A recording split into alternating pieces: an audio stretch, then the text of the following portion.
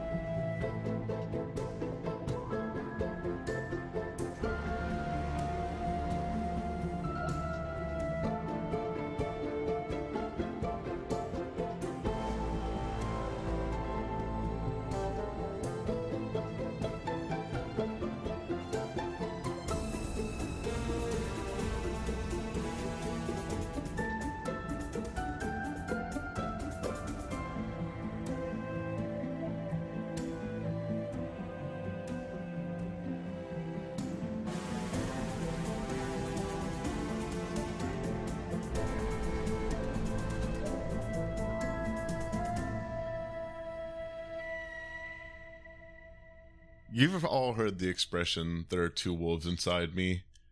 I have not. Please explain it to me. Okay, so the theory is that there are two wolves inside you, one that like hungers and one that nourishes or protects the pack, like whatever. It's an internet meme that has turned into an absolute shit show slash shit post. And so typically it's like single, like double sides of a coin, or not double sides of a coin, but regular, like opposite sides of a coin. Like this thing is the good thing and this thing is the bad thing, or like one of them does crime, one of them's gay, and they're both loud, like just something like that. Okay. And I feel like Scoot has some pretty gnarly wolves. So the two loud, you say like the two loudest portions of your personality, basically, but are like somewhat conflicting. Okay. Yes. All right. Yeah, I mean, I think that I'm constantly in a state of trying to be feral while trying to live my life as a regular human being. And so there's definitely feral wolf and chill wolf. And you eat a lot of raw game. Show up to my 9-to-5 wolf. Let's just translate into I'm bad at being a grown-up adult. Well, I feel like, yeah, that's just the wrangling of the two, I think, is like trying to pick your battles. Yeah. There's definitely been points in my life where I've been a little bit more of either one, depending on the time. So, yeah, I think it's like just trying to not be feral as an adult living in society.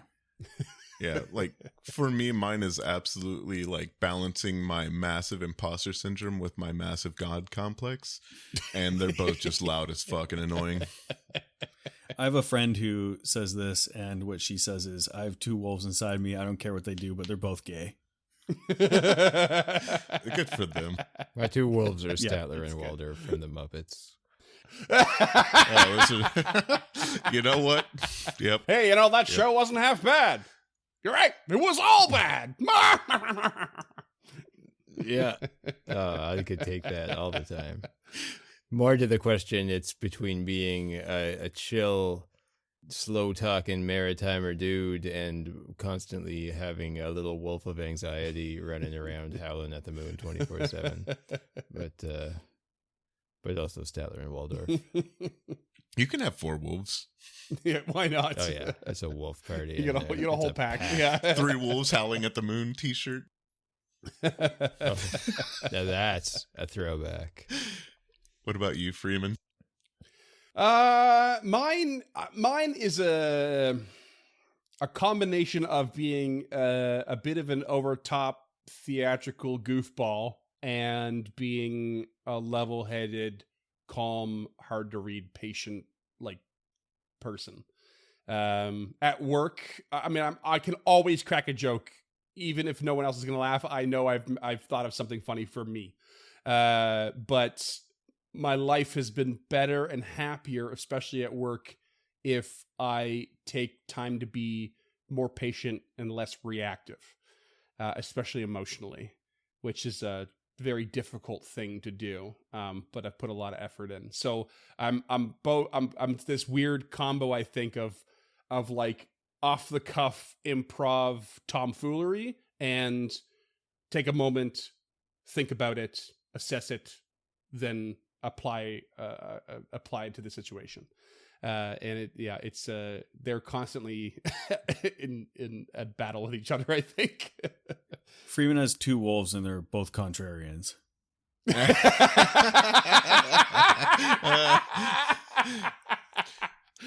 this is the third reason that it's wrong. I'm dumb and I hate it. No, my wolves are too fucks. Yeah, he actually has 3 wolves. Don't limit him, Scott. Yeah. It sounds like 2. Yeah. Marcus Aurelius and Red Skelton. And somewhere in the middle is, I don't know, Plato? Pliny the Younger. one of the friends of the show for go into E.T. caves doesn't mean it's Plato, bud. What about you, James? I think if I'm understanding the assignment correctly, I would say I love people, like individual, single human beings. I think they're beautiful and wonderful. But groups of people I find very difficult and challenging, and the more people you put in a group, the stupider the group seems to get. Is that the juxtaposition you're looking for, or is it like regular James and hangry James? I'm not 100% sure on the assignment. That the second one was probably closer to like the comedic value, but yes, you were pretty close with the first one as well.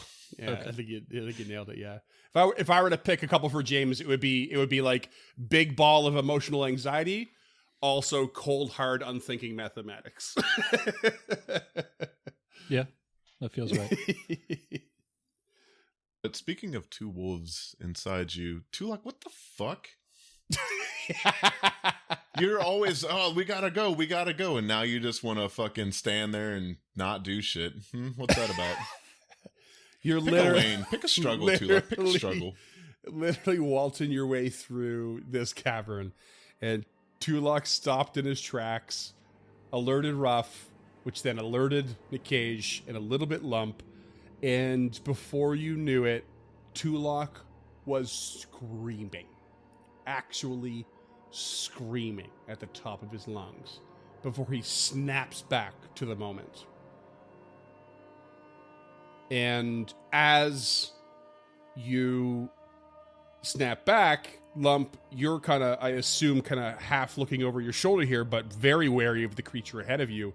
And you can see this creature has definitely responded to the scream and has turned towards you. It was down kind of in more of like almost like a kneeling meditative position.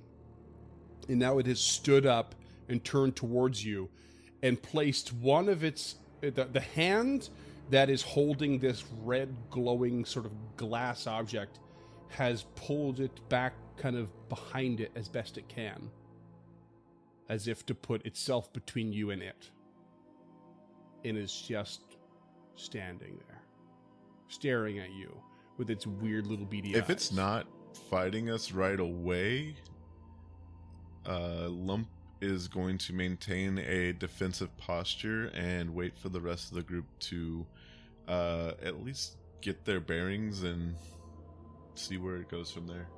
Because Lump's not particularly diplomatic, so... Right. Tulok is our best diplomacy by far. Yeah, what's Tulok doing right now? Like, what just happened? Like, what's going through his head? He's like, So- snap back to this room after this sort of vision or this dream, and there is still these aberrant whispers kind of floating in the periphery of your mind. All of you. Tulok takes a knee and is breathing heavy, and his hands are clutched to his head, and he's just trying to recover from the violence he felt within his mind, and he's looking around wide-eyed, and he's just on a knee. If it's possible, Ruff will step up to Tulok and just place a hand on his shoulder. Yeah, it's possible. As you step up, you can, you check in on Tulok, and Tulok, you have this, like, you're having this response to what just happened to you, but you are you can't help but look around you as if you're looking at invisible whispers entering your mind. You feel this sense of fascination, and you feel like you don't quite want to leave the room. But Lump, you've been standing within the boundaries of the room for a good little bit now. I need you to roll me a will save. That is a 3 for a 19. You hear words very specifically driven into your mind that says, "The lenses.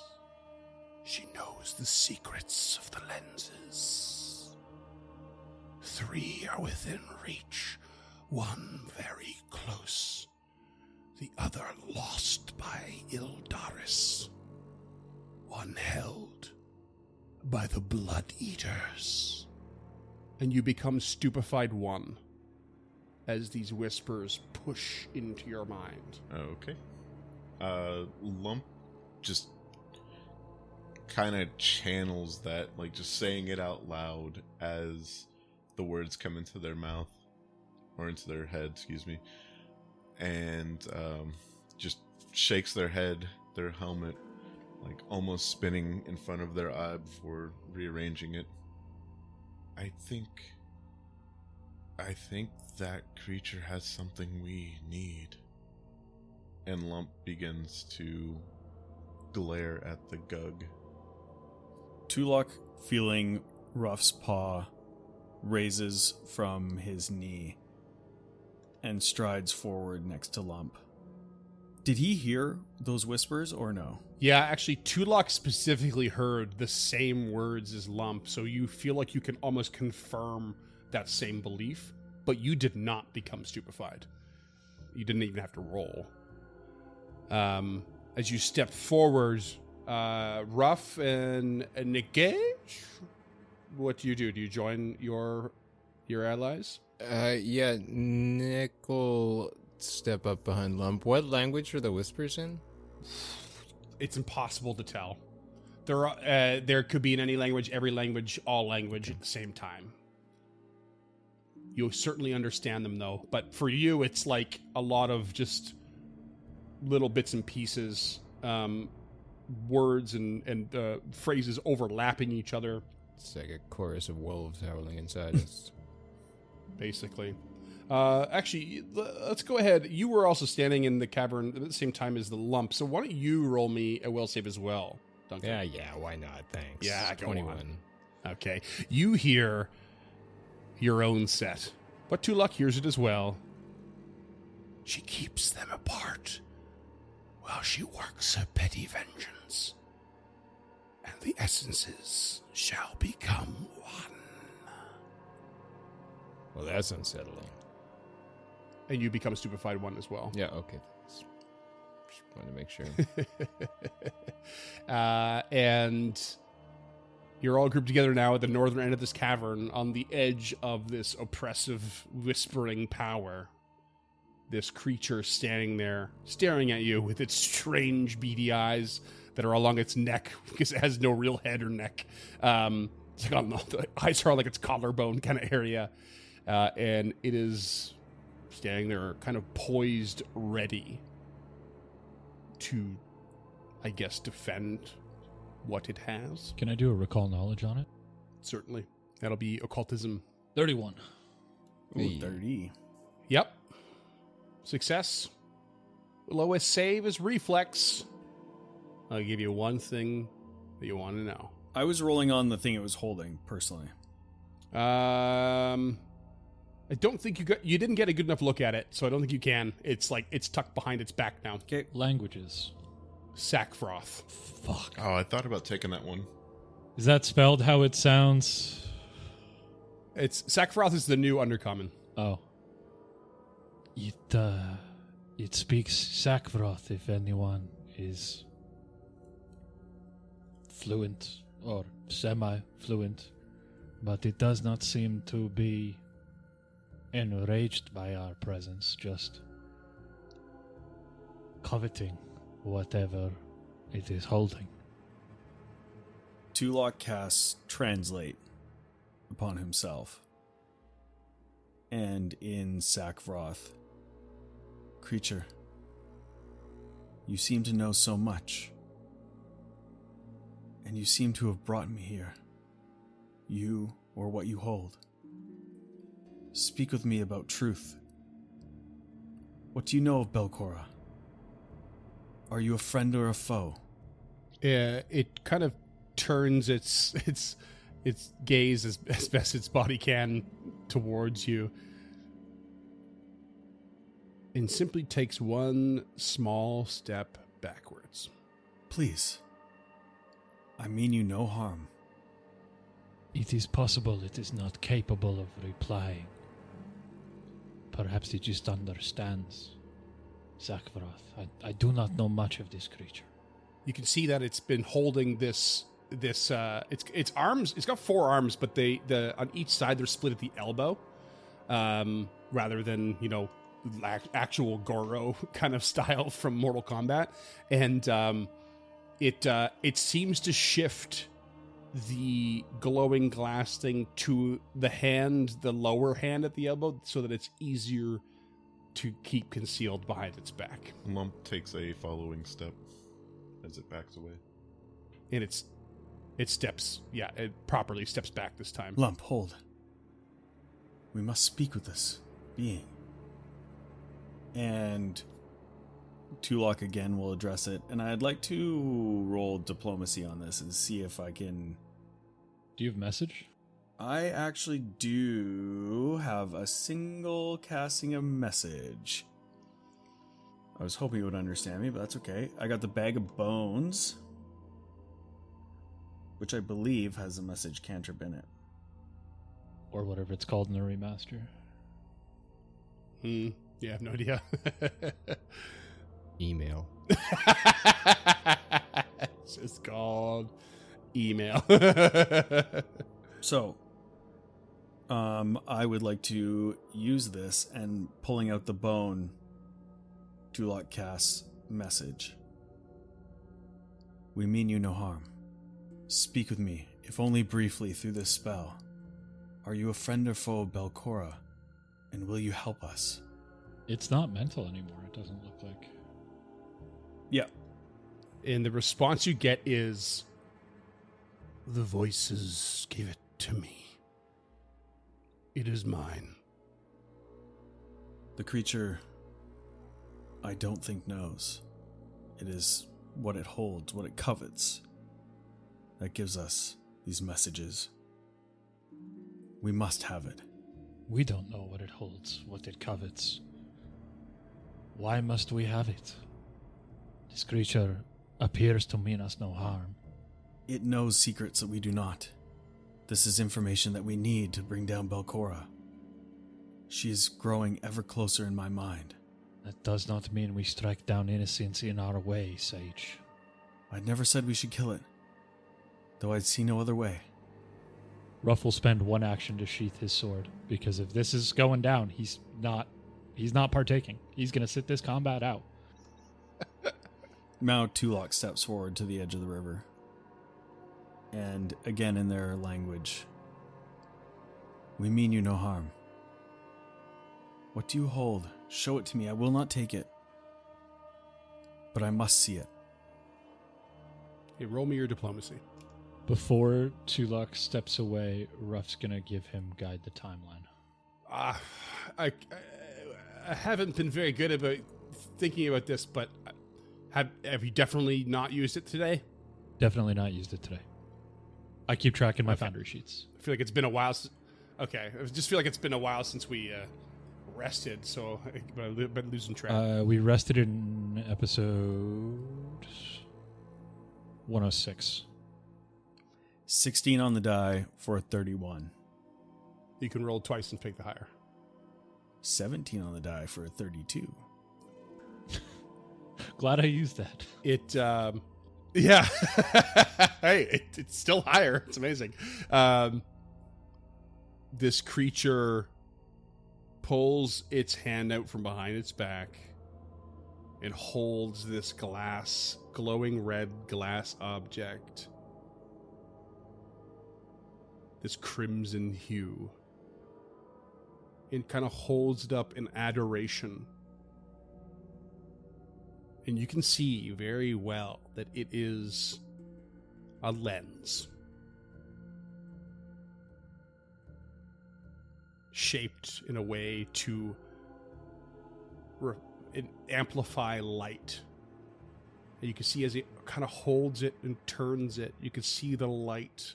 It glows a little bit on its own, but the light from the bioluminescent fungi and stuff in this room definitely reflects off it in different ways. Just holds it out with delight. And then it speaks. Its strange mouth over the top of its shoulders begins to writhe, and it says, It has given me fury. Come and take it.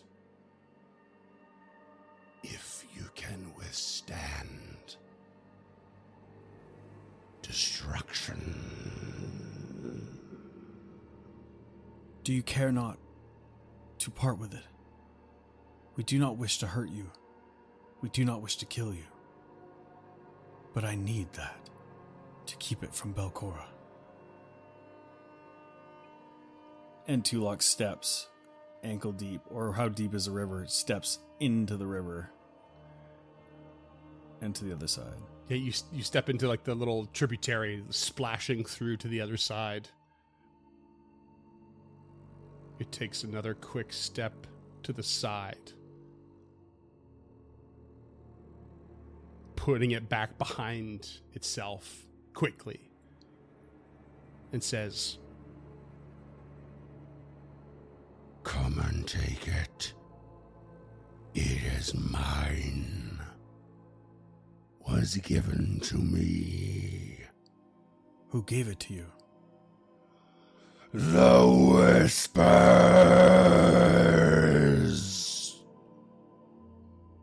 Lump, seeing Ruff not gonna participate in the fight, will also turn and leave. Tulok side eyes over his shoulder at his companions who are moving backwards and just turns pleading. It is the lens. It is challenging us. Do we not need this? Can I roll a lore abomination vaults on this? absolutely. 31. You don't know. This is an essential piece to the power of the gauntlet. It is meant to be placed in a lattice with other lenses to focus its power. Ruff will let out a heavy sigh. Moral dilemmas. Two wolves. Such a long pause. I had to, Two wolves inside the shooting? What are the chances? How many wolves are in the Shaika is the real question. all of them. So Ruff sees this James lens, doesn't want to do this, I can tell. and he focuses in on it, like zeroes in on it, like magnetically pulled to it, almost similar to Tulok, but only now that he realizes what this is. And this voice deep inside of him becomes a chorus as it lets him know that this is an essential piece to the power of the gauntlet. And both of his eyes start glowing blue as I think the Shika takes over and Ruff draws his blade.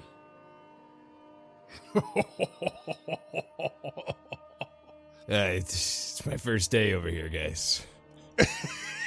Before we get really into it, I do want to, because I'm so bad at giving you it when I should, but try to be as good as I can with retroactive hero points. I'm going to go ahead and give one to Cam for the creating the slack line with the inside ropes. So good. And obviously, Scott deserves one for that wicked, wicked scene we ended on last session. So you might cut out those 3 hero points for me, right? No, nope, certainly not. Yeah, 4, Scott. No. He wanted to give you It wasn't 4. that good. Level up. Yeah. Just 2 luck levels up. I'm down for that. But 2 bucks or downward. blaster. Level up downwards. Let's get some initiative. What do you got? Raphael's powering up, so he's not going to be moving particularly quickly with a 22. Okay. This is one of those 9 episodes in the Frieza saga where Goku is just powering up. Lump, on the other hand, finally out of this awkward, anxious social interaction, doing something they know how to do, ready to fight with a 31. Okay. Nick's got a 29, still ready to fight, but only because he's a fighter. 2 luck. 2 luck. I would like to argue could roll with diplomacy, I'll allow it. and I rolled a natural 20 for a 35. Hell yeah. Oh, you bastard. Okay. Remember, we need the lens. Its death is not mandatory. This choral voice rings out behind Raphael as the Shika speaks. 2 luck. You're up. Tulok returns his glance from when he was looking over his shoulder to the creature, and in its own language says, "You have sealed your fate by not handing that to me. Now, you will die here, and I will take that from you, that which you coveted and that which you would not hand to me." And will roll an intimidation. 36 to attempt to demoralize. 36 against my will DC. We. That is a success. And then raising his hands will cast Vision of Death upon this creature, Oh, no. Okay. which is the remastered Phantasmal Killer. All right. Okay, so this is going to be Roll a will save. They will save. It's a 4th level spell. 4th level spell. Will save with Frightened on. Didn't roll great. It's 27. Meet to beat. Okay. I didn't roll great, but I didn't roll terrible. Okay, What does that get? so I guess is going to be a success. So you take half the damage and will be frightened 1. And the damage is 39 mental damage. So half that? Yeah. Okay, so 19. Yeah, and it just has this vision of like this half vision of like the thing being ripped, the lens being ripped from its hand, and that's the end of its life kind of thing. But it sort of pulls it back and away from you more, resisting the full effect. That's you. Yeah, it's me. All right, Lump, you're up. Tulok, why are you so far out there? Such a free thinker, man. For the listeners, I'm about 10 feet above in front of everyone. Yeah. Yeah. And just so everyone knows, like crossing the squares with the tributaries of water are going to be difficult terrain. Obviously, in the pool of water itself, also difficult terrain. Most of this room looks like difficult terrain, other than the obvious spots that are not covered in water or mushrooms. Goodness golly. There's a part of me that is tactically like want to delay till this creature goes and comes to us. I'm going to go ahead and I will spend stride 25 feet, well, 15 feet, but 25 with difficult terrain. And then since the creature is frightened and I'm within 30 feet, I'm going to go ahead and cast Implement of Destruction on this creature, and I'm going to use my free hand to point back at Nick Cage's spear and just say, "This spear will pin you to the ground and drain your blood." And I need a will save. Okay, will save from me. 29. That is a success. I need to give you a flat check. The flat check does go through for Stupefy. So on a success, the target weapon deals an additional 2d6 mental damage the first time it hits the enemy or the target enemy before the end of the spell's duration. So it's just going to be one extra 2d6 the first time Nikaj hits. Within the next minute. Okay. Yep, and that's my turn. Cool. Awesome. That's your turn. Next up is this creature, which is going to, let's see, it's going to just start charging forward over the river a bit, over a couple of tributaries, and it's a large creature, so it's just going to march across a couple of tributaries, taking about 15, 20-ish feet of movement, which covers most of its 40-foot speed with the difficult terrain, and it's going to run up to Lump and Tulak, who are side by side, and let's go with a Jaws attack against Tulak. Natural 1. Oh, yeah. Needed that. Never punished. And it's going to follow up with a second Jaws attack for a 34. That is a hit, not a crit. You're going to take 34 piercing damage as it lunges its neck mouth at you and just bites in. That's not good. That's not good. That's going to go to Nick Cage. Oh, Nicky boy, what have you gotten yourself into? He's going to stride to the southeast of the creature and attempt a tumbling strike. So he's going to attempt to tumble through. Okay. Which will be acrobatics against reflex. Yep. 29 on the acrobatics. 29 versus my reflex DC. That is a success. Hell yeah. So I am going to tumble through, and as it's a tumbling strike with a success, I am going to get to farther than your speed. Okay. Yeah, I'm just going to strike you as I go. That's fun. Okay, that's fun. Single action tumble through strike. 32 to hit. That hits. Heck yeah, for 16 piercing. Okay, 16 piercing. Decent little And hit. I'm Get up yourself on the into other a side of position there. There you go. Yeah. I'm going to say you're... Yeah, well, you would have to go like directly across the token, yeah? So if Yeah. you're on one corner, you'd end up on the other? Okay. Yeah. So that's And that's two probably... actions. Yeah, 2 actions, yeah. Because it's a lot of difficult terrain there. Okay, well, third action, map -5, I guess, 33 to hit. Yeah, that hits. Further 16 piercing. Okay. Bam, bam. Decent. Not bad. Rough. What do you got back there? Okay, first action, well, first 2 actions, I think, will be. We'll do needle darts.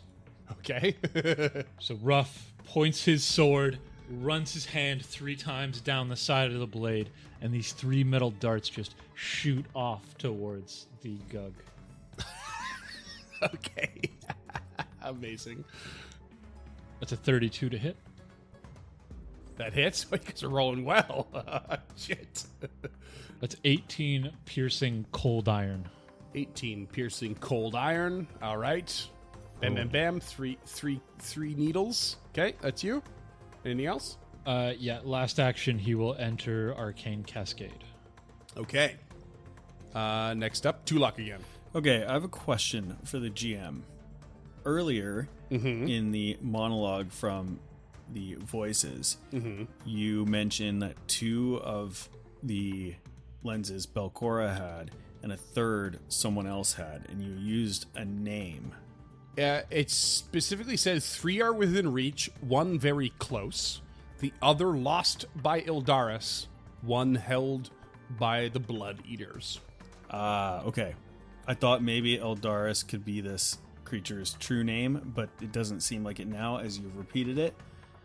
So, You have heard the name Ildaris already. I'll give you a hero point if you remember what it is.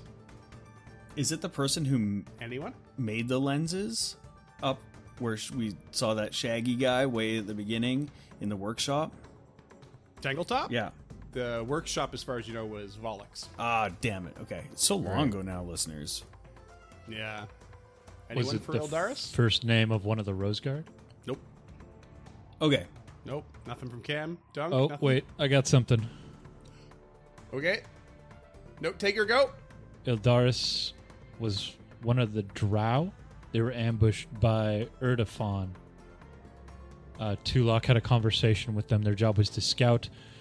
This was Ildaris is a city. There you go. Hero point. Ildaris is the outpost that the drow that you discovered in the back of the tavern was from after they had been attacked by the Erdafon. Oh yeah. So 1 was lost by Ildaris. Can I give that hero point to Scott? No. We need a clip show where we just all sit around for a session and go through some of these old bits that we don't remember at all. Yeah, seriously. All of the notes are in Discord anytime you want to look at them. Soon they'll be on the website. It's amazing. Yeah. Okay, so I would like to... Tulok reaches out and touches this creature. And I would like to cast Vampiric Feast.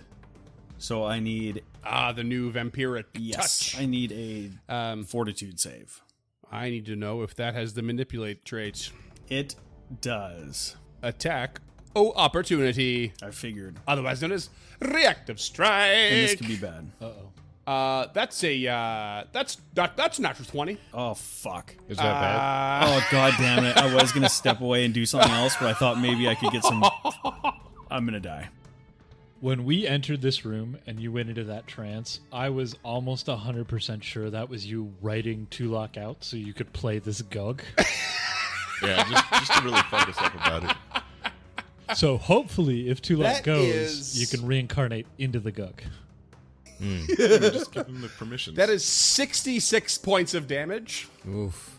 Go around and find out. And if you aren't down, your spell is interrupted. I am down. Tulok is unconscious and dying. Tulok down, dying 2. Wablam. Lump, what do you got? All right. Lump is going to go ahead and attempt to demoralize the creature. Okay. That is a 30. That is a Foundry says a failure. It's against my will DC. Oh, I might have missed this earlier. Apparently, I might have a bonus to my will DC. Maybe against these. Probably effects? against fear. I actually don't see anything listed, which is odd. I don't know. If Foundry says it's a failure, it's Yeah. probably a failure. All right. And then I'm going to go Let me ahead. just double check here real Sure quick. thing. Yeah, it's odd. I have 19 will, which means my DC's 29. Freeman, there is a rock being held. Is that doing anything? Oh, maybe it is. Good call. What's the effect on that? I haven't looked at it in a while. know. I'm just saying there's an item. And usually when there's things with items, it messes with the character's Oh, stats. yeah. +2 bonus to saving throws against fear effects. go. Amazing. All right. Oh, I didn't calculate it. Is it- Thank you, Foundry. Is it Fail. It's a mechanically fail. just a rage? I don't know. I have no idea. But Lump kind of losing a moment of or facing a moment of trepidation as Freeman cracks open a beer as he kills us all, is going to attempt to trip this creature. That is a 2 on the die. I'll go ahead and hero point that. I just got one from Freeman, who's a very generous GM and actually wouldn't kill us. That's a 32 to trip. 32 is a success. All right. Hot damn. Nice. Okay, you knock the Gug on its butt. And then I'm gonna go ahead and I'll go ahead and raise a shield. That seems like a good call for the situation we are in. I mean, it can't be a bad call. It can't be. Yep. That's my Okay, turn. and that brings us to Le Creature, who is going to not stand for being prone, so it's going to stand. Okay, so that sounds like a reactive strike. That's a reactive strike. Yeah, that's the one. Yeah, go for it. That's what words mean. 29 to hit. Does that Goes before. does that affect? Yep, Does he that is come off in? guard until Yeah, but standing. I am off guard to it. Oh, yeah. Okay, that hits. Well, I guess So we know where close. the threshold is. Yeah. 15 piercing. Okay, 15 piercing. It is now no longer prone and standing, and is going to. Oh, I'm gonna be real real nasty here. I think. Just a real burn about it. Yeah, and it's going to just like its limbs seem to elongate a bit in this weird way as you strike out, Nick, and one of the arms kind of stretches backwards towards you, and it's going to use its furious claws attack, and it's going to strike out at all 3 targets in its reach. Oh Jesus Christ! Yeah, and that's gonna be let me determine the order in which you roll these. Yeah, I said Nick first, so I described that first, so I'll go Nick first, and that's gonna be a natural 1. Miss. And then it's gonna be Lump and then Tulok. Lump 36. All right, go ahead and give me a will save. Okay. We'll save 21. Okay. Natural As 2. the blood comes out of Lump from this slashing strike, the blood crawls up the creature's arm and starts burrowing into its skin as Blood Vendetta goes off. Heightened Okay, to so you're gonna level take 4. 21 slashing Sure. damage, and what's happening to me exactly? You just failed against Blood Vendetta, so if you want to drag that onto the creature, you're gonna take 46 bleed damage at the end of your turn. Okay. And you're gonna have a weakness Okay. to piercing and slashing attacks. And you said 21. 21 points of damage, yeah. All right. And here's where I'm proper scared. Yeah. Is I am absolutely attacking Tulok. Let's not forget though that Tulok has Die Hard. I rolled terrible. It's a 26 to hit. So that is a hit, I believe. Not. What is my AC lowered to since I'm unconscious and dying? That's what I. Oh, it should 19. be automated 19. foundry. Okay, yeah, so it's a hit, not a crit. Okay. So you go to dying 3. So I go to dying 3. Yeah. And that's going to be this creature's turn.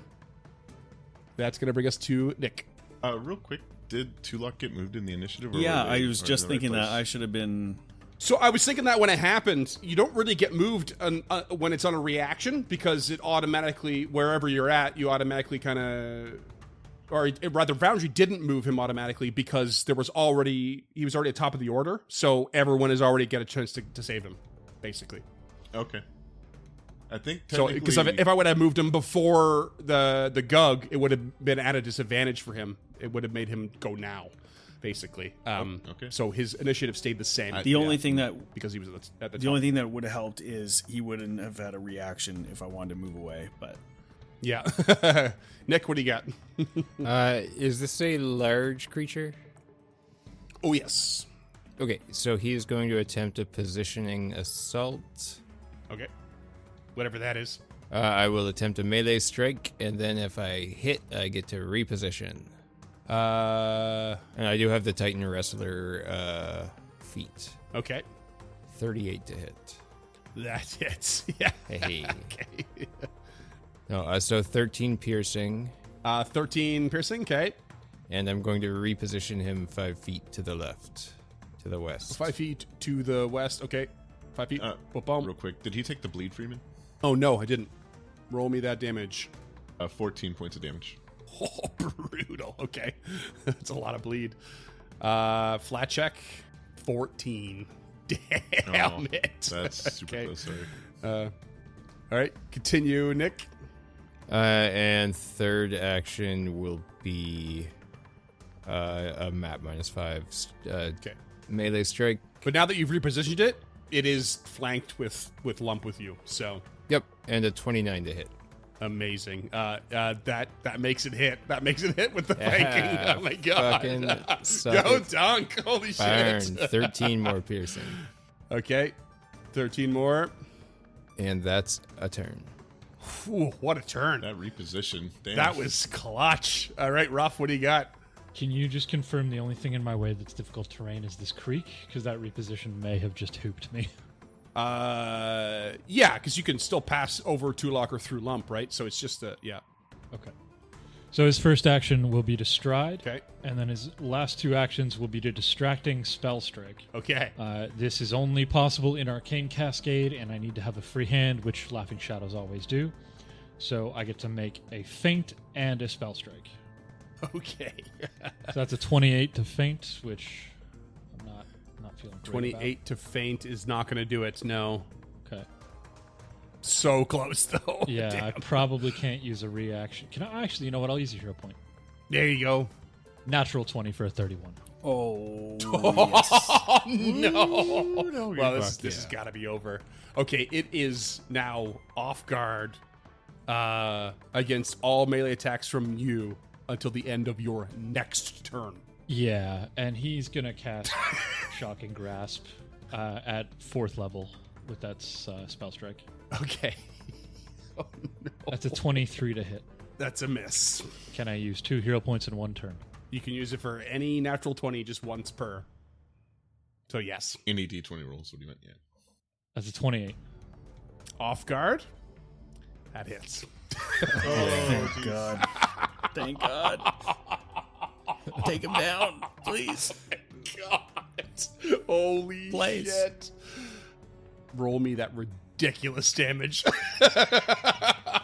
No. That's 16 piercing, including my +2 for the thing. Yep. And that's really the bad thing. on the electricity damage. I got 2 1s on 5d12s, so that's only 26 electric. Oh, Okay. okay. 26. This just shock just goes through this creature system. It is in rough shape. Oh my god. Okay, that's your turn. Holy crap. Are they wearing metal at all? Do you have? No. Okay, then yes, we're good. Okay. Okay. 2 luck. You dying. Roll me. Whatever you call it, save. Life-saving save. Tulok will use his 1 hero point for heroic recovery. Wait. You cheating bastard. Scott, you get to roll it first. You get to roll it first for free. roll it and first, then you yeah. can heroic recovery. Yeah. If you fail, then you use the hero point Okay. because that's the hero point's triggered by the increase. Okay. Yeah. 17. You stabilize. Or no, you go down. You go down 1. Dying 3. You're at. You should be at. You should I be think at you should dying be at two, dying- because you didn't get dying crit. You just two. got You'd hit, be so dying you would two. be dying 3. I think you and I both increased your Oh, dying value. yeah. Yeah, you should you have been at did. 3. Okay. Yeah. Didn't he go down on a natural 20 for the reaction? Yeah, I went down on a natural 20 and got hit 1, dying 3. Now he's recovered 1. Yeah. Okay. Yeah, I was freaking out because I was real close. Okay. You are now dying 2. Good work, Tulok. Lump, what do you got? Lump is. How bad does this creature look? Real bad. Okay. Really bad. Yeah. Lump is going to arm shifts into a morning star with a schlorp and is going to strike out with the silver morning star. A 29 to hit off guard. Yes. Oh my god. Oh wow. It's the off So, guard. that was that'll be 13 points of damage. Yes. Put this fucker down. Describe your kill. Lump just bashes the morning star through its mouth, just carrying through, like, and just swirls it around inside of it, sticking to different pieces before yanking it out in a furious. Yeah, just. Holy shit. That could have gone so much different and worse. Oh my Oh, god. God. And then Lump, second Holy action, will crap. go ahead and coup de grace Tulok. I'm the leader of this party now. No. And Tulok raises as a Dude, ghost. double agent Lump has been with Belcora this whole time. We'll go ahead and 2-action heal Lump just to not have to watch this because I don't have stabilize. So yeah, I guess I could just do a medicine check, but I'm gonna go ahead and burn the cell slot because Lump just is go ahead and burn it, yeah. like just oh god, a little too much adrenaline going on here. Oh, sorry. Can we? So- You you heal said for 53. okay. You said heal lumps, or did I Oh yeah, mishear? I'm healing myself. Oh.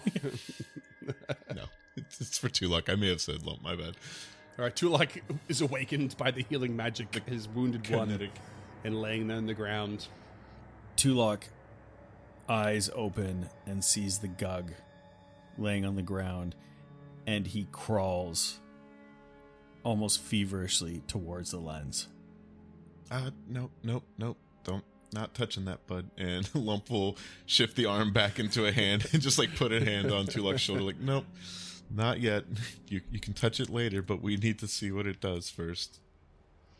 I said, They made that guy That's what I want. I want to see. I want to know. Yeah. That's fine.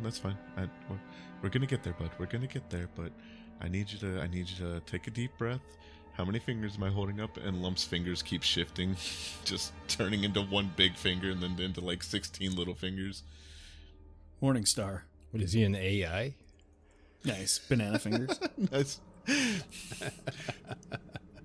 They. You're good. But yeah. So Lump will look over at Raphael. Are you back now? Or I've never seen your eyes do that, I don't think. Or I don't remember. The glow subsides, and he realizes kind of what's just happened, and he's not thrilled about having about that we have taken this thing's life. So the blade just disappears back up at the sleeves of his robes.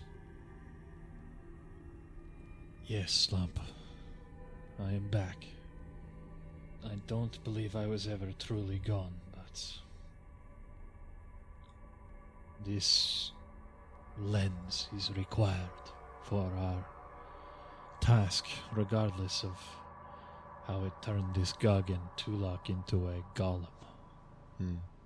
Can I roll a lore abomination vaults on the lens itself?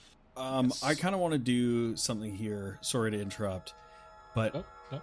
Ruff will begin to perform last rites on this Gug then, of some variety. Just to give it Sure. some rest. Probably a mixed variety. yeah. Tulok takes from his bag a piece of chalk and And outlines the corpse. and he finds a flat piece of the ground. And I would like to use automatic writing. So when confronted with the unknown, you can receive knowledge beyond your own experience via written messages delivered by your hand. You spend 10 minutes seated while holding a writing utensil, using it to make small circular motions as you open your mind to the forces around you.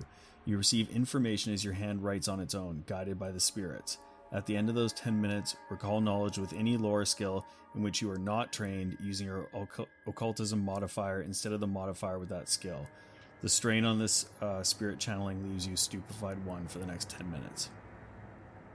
So he Okay. just starts scribbling on the floor.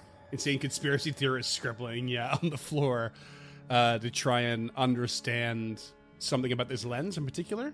Yes.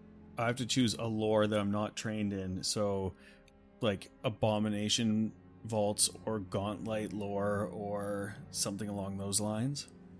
Cursed glass making. Oh, yeah. Yeah, nothing uncovers knowledge like a hastily scribbled manifesto. Okay, so I rolled kind of a middling roll. It's a 33. Fuck, I'm trying to decide if I want to use a hero point on that. If I use a hero point, I have to use whatever I get, right? Yep. I'm going to take the 33.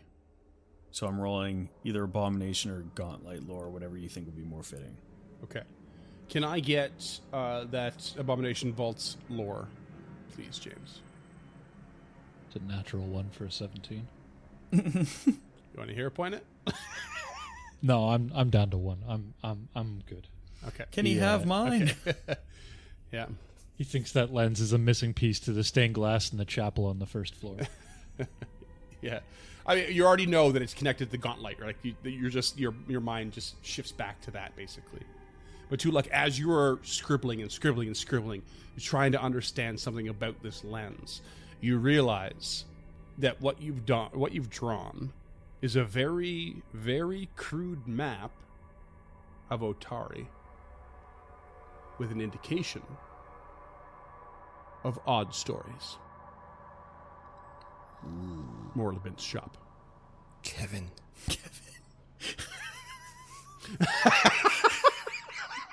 No, Doug. No. No, please.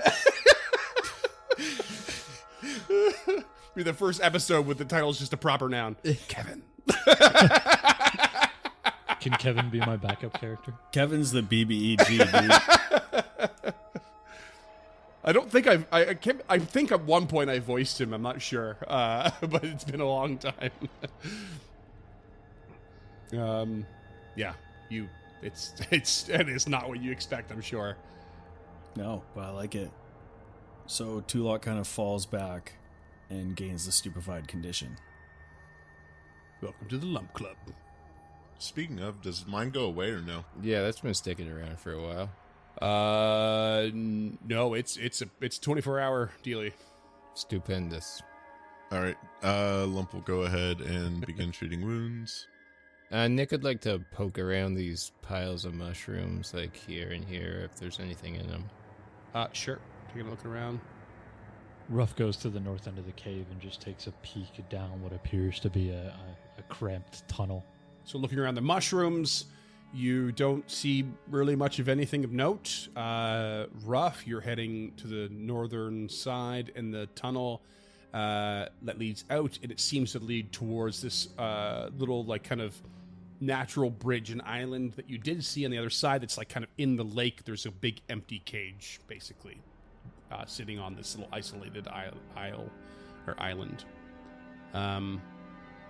Doesn't appear to be of anything of note within the cage.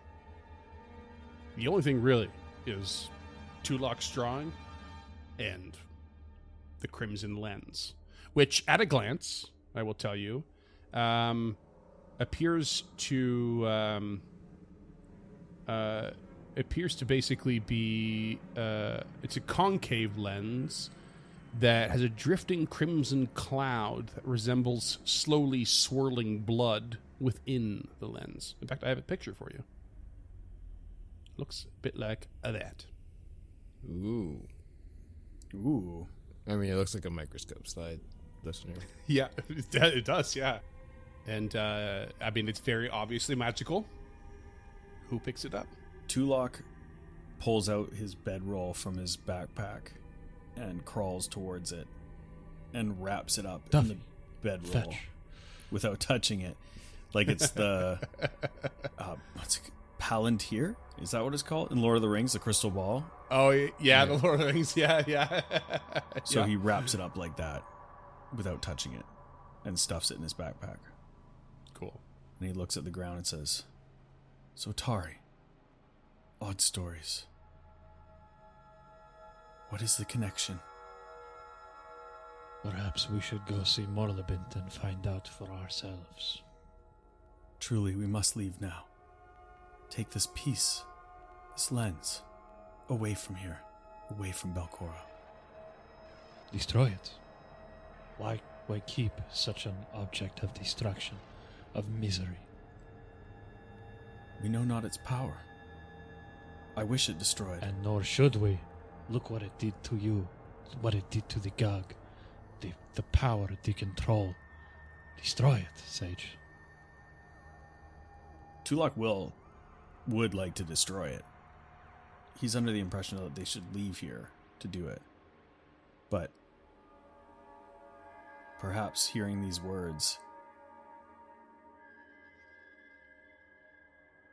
he does unroll it and attempts to smash it on the floor. As you unroll it and kind of reveal it back to yourself, like cloth in hand with this thing sitting on top of it, you hear this nagging whisper from the back of your mind. and the cavern behind you.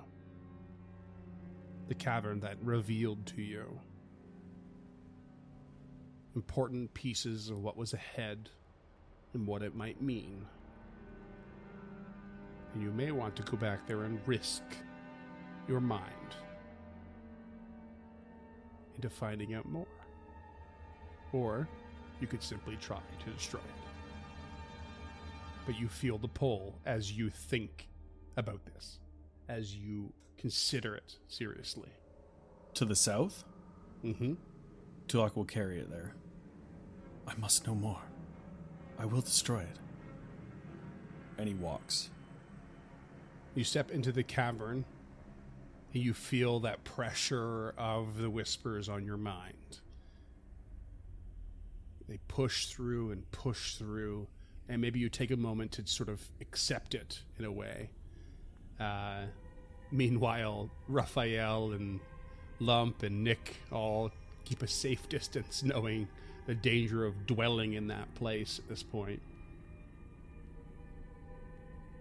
And hear all these whispers overlapping, and something bleeds through in your mind, and it says, "Find the lenses and place their essence together within a single host."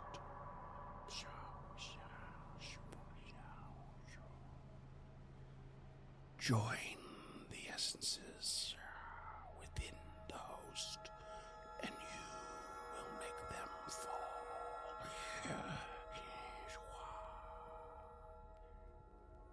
This is the promise of MG. And reeling while hearing this, he reaches above his head with both arms and attempts to hurl the lens to the ground. And it just goes ping, ping, ping, ping, ping, ping, ping, ping, ping, ping, ping. And he's immediately on all fours, scrambling after it with the bedroll. You scramble after it, and you reach it, and it's rolling around, and you grab a hold of it. You know, your hand touches it for the briefest of moments before you get it wrapped around again, and you feel this surge of fury the moment you touch it. This incredible anger just shoots through your body. In the next moment that you are conscious, your comrades have already dragged you out of the cavern because you have been babbling nonsense and strange truths about the lenses, their essences, and the empty death. I'm scared. Sage Tulak, the Delaris, avatar of Nimbaloth. We need an old priest and a young priest. I just want to Qualifies for say, old priest. I have to give a little behind the scenes here. This whole cavern right here, this little spot, it's built into the adventure. If you are an aberrant sorcerer, you have an exception to the rule. Oh, Cool. Amazing. Yeah. It's really cool. And you basically, it's fucked up, but you get to see or hear the sort of whispering secrets, but without the adverse effects. But you're so fascinated by them is the shift. But yeah, it's pretty wild. Nice little peek behind the loincloth there. A parting of the Yeah, kimono. it's so the little party of the kimono. Yeah. It's such a specific thing, and I was like, I was so excited at the very beginning of this adventure because I read the whole thing. I was like, how cool would it be if Tulak makes it there? And you have. This is also, I should say too, another BTS. This room, how it's presented, I was not always satisfied with, and I kind of hinted at before. It is this room, and what I loved about it, but didn't feel like fully satisfied with, is the reason why I wrote episode 100 the way I did. That makes a lot of sense. Yeah, that makes sense. Lump will kind of not cautiously. What's the word? Like when you see a scared kitten in a drain or a sewer, and you're like gonna go over to like go help it. Is basically how Lump is walking towards Tulok right now. How many kittens have you seen in a drain and or sewer? One. That came so fast. Okay. Yeah. Cam's gone down many YouTube holes. Okay, so like, you know what? It doesn't matter. We're just staying on topic. I'm not gonna be tangented right now. But yeah, so Lump will go over to Tulok and just gently place their hand on his shoulder, and then flick their arm so that the flesh opens up. Please just put it in here. I can carry one more burden. Do we really want something that will make contact with your flesh in there? We saw what it did to the Gug. It's hard to explain, but the alchemical process that created me, the inside of my arm isn't actually my arm. It is an extra dimensional space. Behind the scenes, I have the sleeves of storage, and I've just been flavoring it as I'm familiar. It's just, Ruff, Ruff doesn't know. And he's Yeah. definitely trepidatious about this making skin contact. So He's I don't like, know if a whole bedroll can. The fit fuck your you arm. say? I want to put the warp stone in my chest. Please. I think Tulok is calmed by the touch, but grips the lens.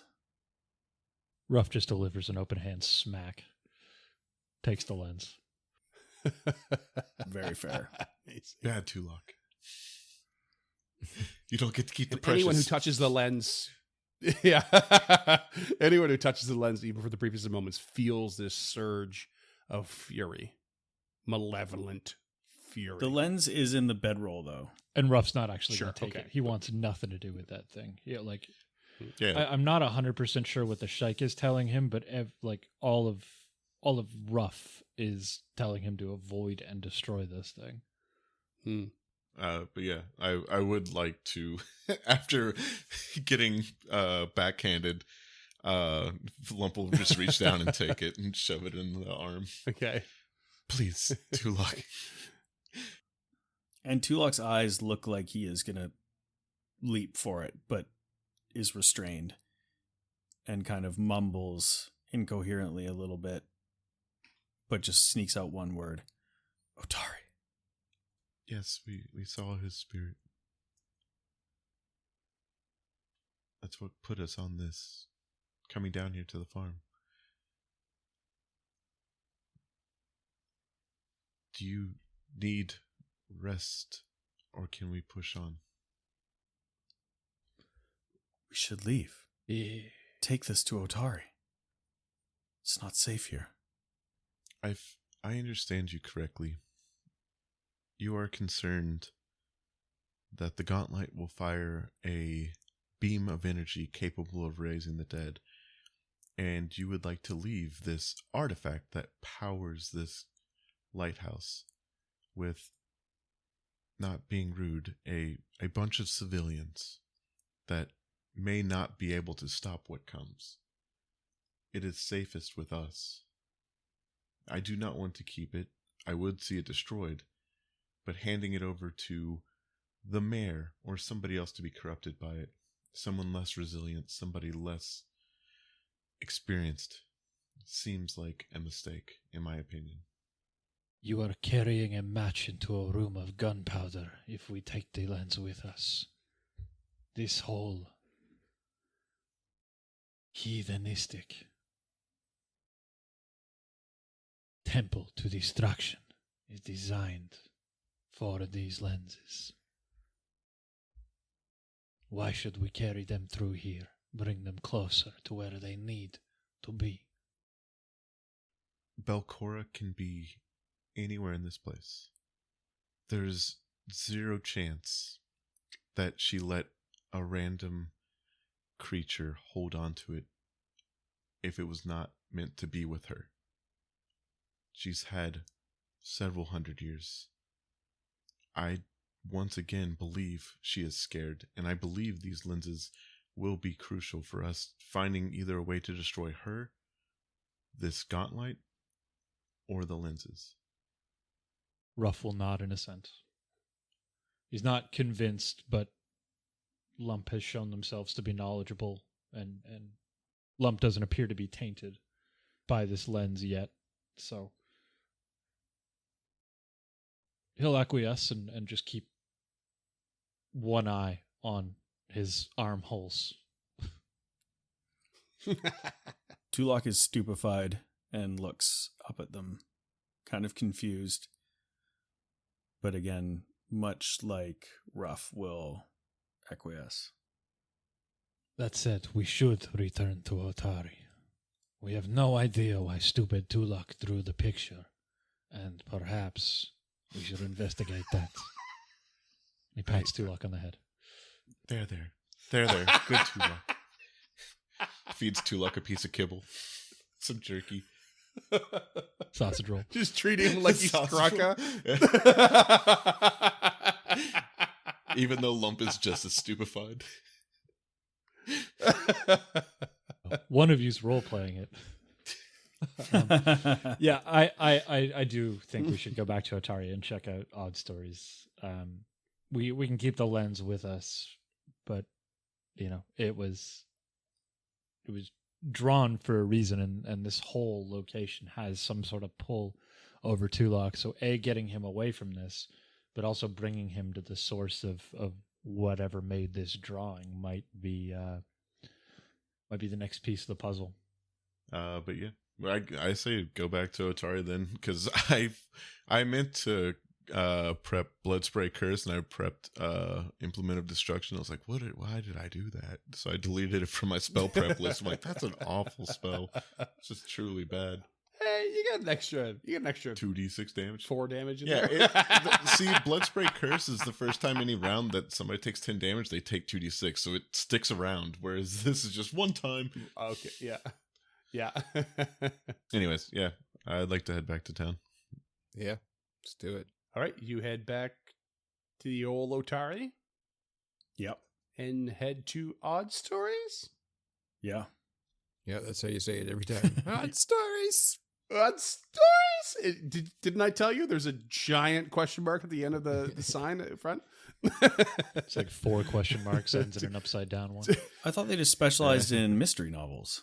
It's got an ellipses before them. The font gets smaller as the exclamation point or as question marks go along. I've done We that get now. no business in here because no one can read the sign.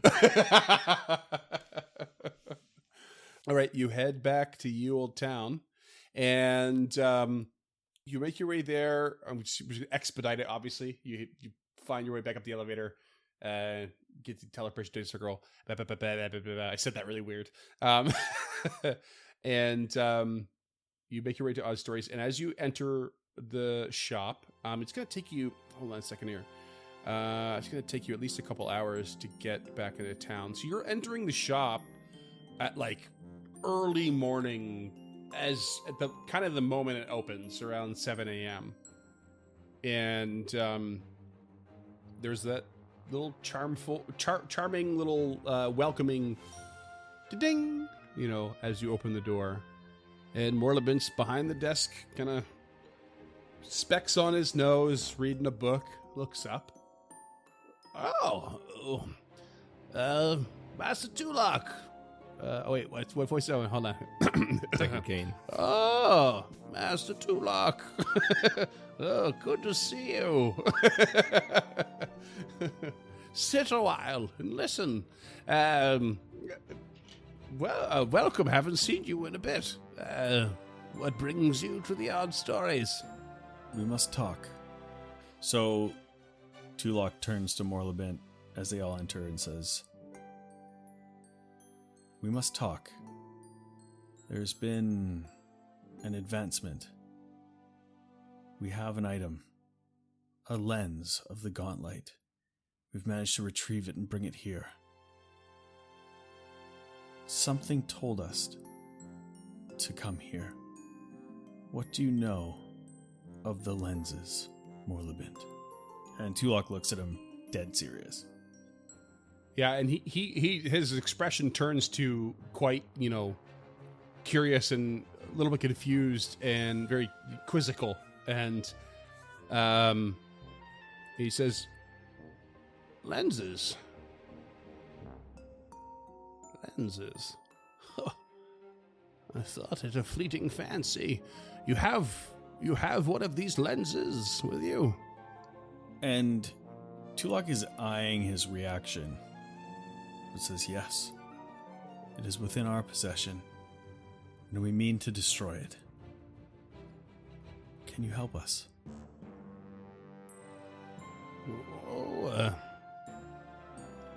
I won't pretend to know everything about these lenses, but I know something, yes.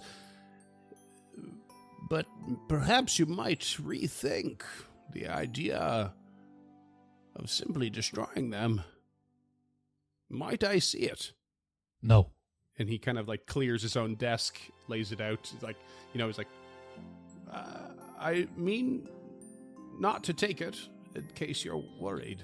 I don't believe the choice would be yours should you lay your eyes upon it. Where's Kevin? He's out back making breakfast. What does that have to do I with kid. anything? I didn't say that. You know how it is. Kevin's always making the breakfast. Oh, I love breakfast, and runs out the door. Yeah, I was thinking that earlier. It's like So we haven't heard from Yeah. Nick in a while. Nick really just jumped in headfirst into this. Yeah, he is just sitting back going like, oh shit, oh shit, oh shit, oh shit to himself the whole What time. have I got myself But into? looking at us is just giving us thumbs up nonstop. Yeah, I get this. One of Tulok my many almost- specialties is shitting in my pants. Tulok was basically bit in half and then walked it off. You're like, what the fuck? Tulok would just like to roll just to see just sense motive. Sure, yeah. My sense motive isn't very good, but From the old perception. 18. Yeah. I mean, it's Morlabin. As far as you know, he's quite honest and curious. So Tulok Happy to help. kind of softens a little bit, remembering, the paranoia subsiding slightly, and remembering that Morlabin has been a friend to him, and will nod towards Lump. Lump looks at Raphael, looks at Nick Cage running through the door. I also love breakfast, and will run off. Who likes pancakes? No, Lump, it was meant to be a little bit funny, but Lump legitimately does not know who to listen to here, and so is Yeah. socially anxious and just bailing. Lump understands the group dynamic, but outside people, no fucking clue what to Okay. do, and so maybe not So- bails for breakfast, but just stun locked, kind of just thinking through. So but do you have the lens? Yeah, it's in my arm. So you're leaving with it. Yes. Okay. Thanks for making this easy. Thanks for making this easy, guys. Oh, sake. Puts a hand on their shoulder. Yes, I'm sorry. I thought we were supposed to keep it to ourselves, and I didn't think we were supposed to bring it back to town. And there's Lump, a lot. Yes, the lens, please. and Lump will turn and go back inside and swallow with both mouths and open up their arm and dump it onto the table, gently, gingerly moving the bedroll out of the way so that Morlabin can see it. Oh, yes. Pardon my insistence on seeing it first. It just seems so coincidental. It just so happens that in recent memory, I encountered a rather strange rather, you might even call esoteric individual who dropped off quite a bit of information to me and mine for safekeeping. A lot of it is confusing. Some of it quite detailed, but I'm not sure, or I was not sure of the connection to anything until now. But here you have a lens of crimson hue, described within this person's notes. I don't know how they're involved, but they were known as Talford Rawline. And I have here details on a series of lenses, including this one. And he reaches over and kind of gathers up the stuff from behind his desk and places a few pages on the table, or on the face of the desk, and on the very top places a single page with a diagram and details of the Crimson Fulcrum lens. And as you take in this strange coincidence, Nick, you have exited the building. You have kind of ran down the street in a bit of a panic. And as you have hit the southern end of the road, where there are a couple of bridges that lead to the west, you hear a bit of a commotion. You hear quite a few voices gathered over what would be the ruins of the Thirsty Alpaca. And when you have a gander, when you have a line of sight, you can see several townsfolk, quite more than a handful, quite a few, in fact. Children, workers, men and women, everything in between, guards, the captain of the guard, in fact, and his cohorts, and quite a few stone-scale kobolds, all hanging out on top of the ruins, gathered together in some sort of conversation. Seeing that, he stops, takes a deep breath, goes, my brethren, and starts walking towards them. And feeling suddenly a little more comfortable, that's what we're going to call it. Amazing.